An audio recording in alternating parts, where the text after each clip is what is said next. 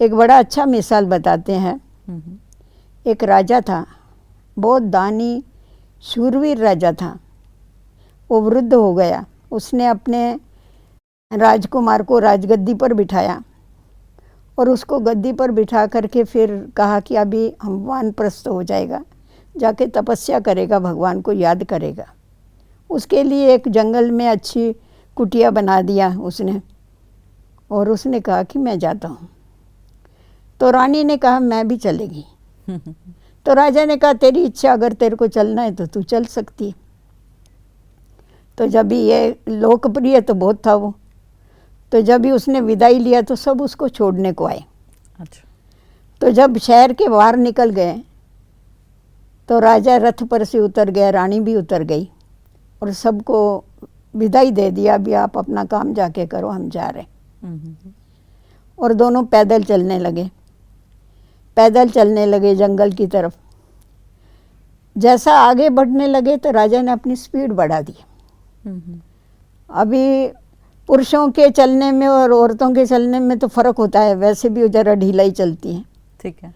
तो ये उसको आवाज़ देती थी, ज़रा ठहरो, आप इतना क्यों फास्ट चल रहे हैं। परंतु वो फास्ट चलता जावे, और सिर्फ चलता नहीं था, ऐसा पैर से धूल उड़ा रहा था दोनों पैरों से, कभी इधर से कभी उधर से। रानी को समझ में नहीं आ रहा था ये क्यों भाग रहा है इतना। तो फिर काफ़ी आगे गया तो रानी उसके पीछे पीछे थी।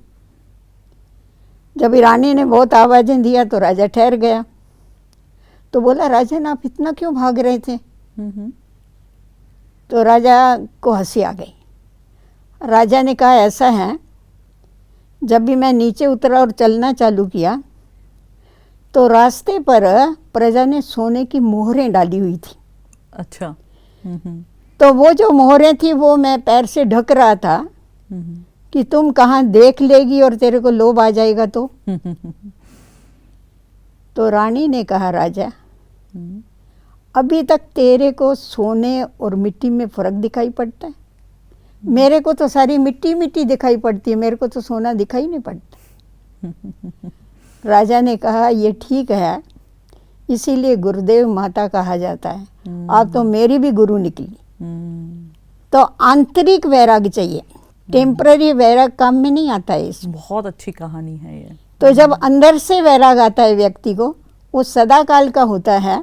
और अगर टेम्पररी वैराग है, परिस्थितियों के कारण वैराग आ गया, कोई मर गया इसीलिए वैराग आया, किसी ने दुख दिया इसीलिए वैराग आया, परंतु फिर जैसे कि वैसे हो जाते हैं।